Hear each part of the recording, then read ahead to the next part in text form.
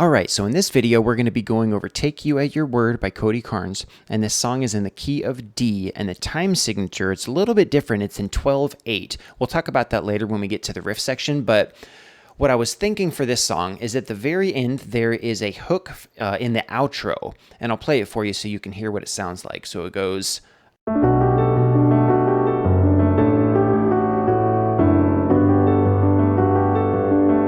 And then right here is when I was thinking about doing the riff, and then it ends on the 1, like that. So let's first listen to the song and see if we can add a good riff at the end.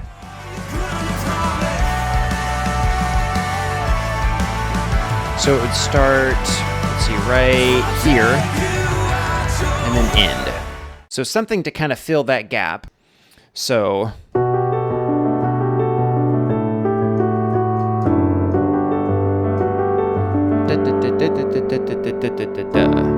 something kind of like that. So the subdivision that we want to use, this is kind of where the time signature is a little bit interesting on this song. It's very, very unusual. Most songs are either in the time signature 4/4 or 3/4 or 6/8. This one's in 12/8. And so if you think about it, the quarter notes are kind of like this, but then there's this kind of arpeggio thing in the song that's kind of going da, da, da, da, da, da, da. So that's kind of where they get that 12/8 signature.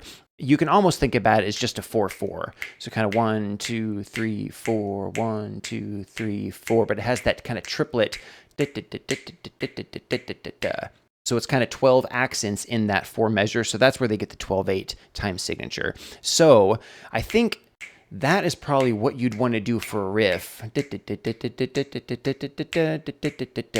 So like...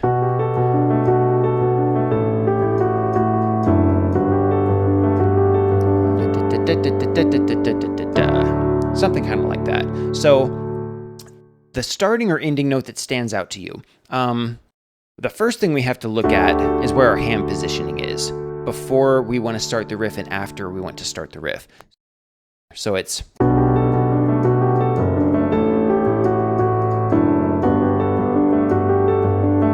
and then right here is where we would start the riff. So our hand position is right here.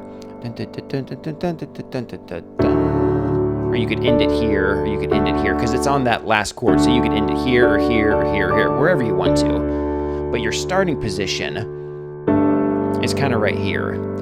So let's first count the notes and see how many notes we want to play before we get to that last chord. So...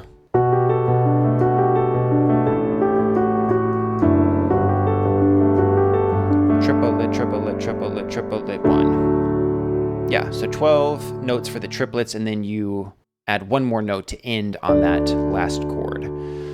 So I think we do 13 notes for this riff. So the next question is, do we want to do a major or a minor scale? Well, my rule of thumb, again, the key is in D, and so you try a flat 7, which in the key of D would be a C, and see if that works with how the song feels, which just by hearing it, it doesn't sound like it would work. So that would make us play a major scale because a minor wouldn't work. The next thing we want to look at is if we're going to do a pentatonic scale or a blues scale. So again, my rule of thumb there is, you know, if does the song sound bluesy? It doesn't. It sounds pretty straightforward. So I think we're going to do a major pentatonic scale that is, what do we say, 13 notes.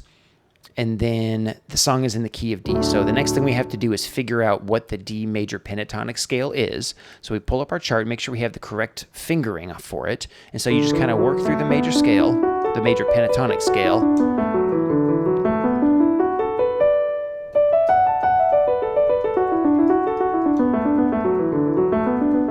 Make sure you got that. Now, one thing I was thinking about this, because the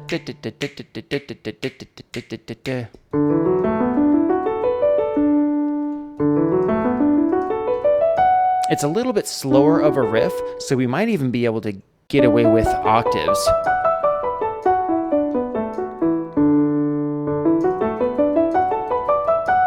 You know, if you can move your hand quick enough.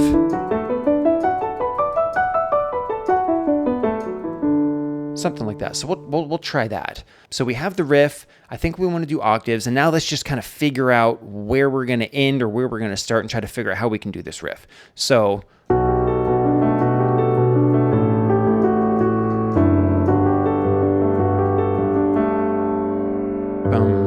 and then I kind of like keeping tempo in my left hand, so that might act as the one beat.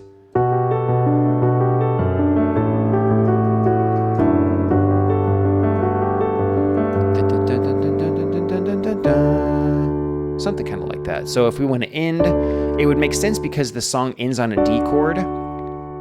We might want to have our last note be a D.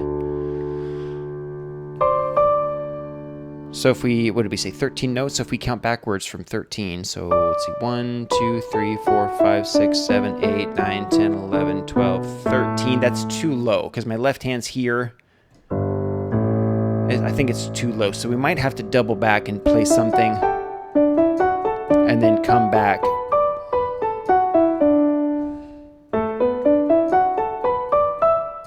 Let's see.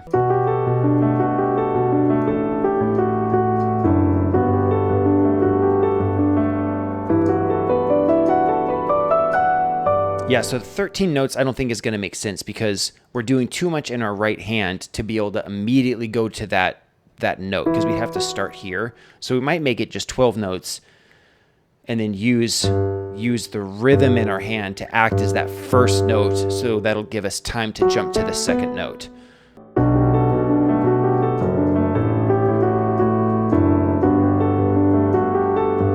So that would be like 1 and then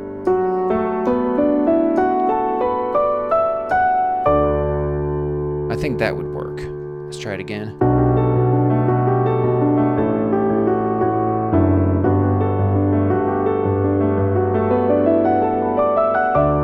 Yeah, I think that sounds great.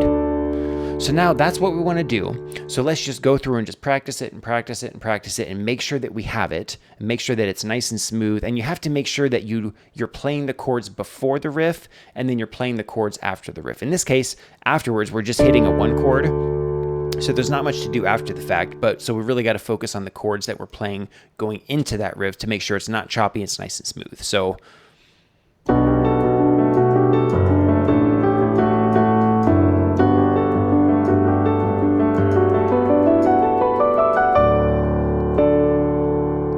yeah, let's do it one more time.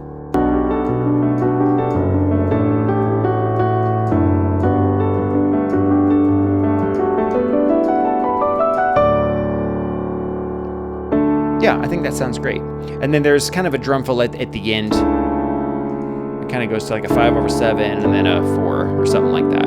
So we'll kind of play that at the ending. But yeah, so I think that sounds good. So now let's play it with the song just to make sure that it all sounds nice and smooth in context with the rest of the band.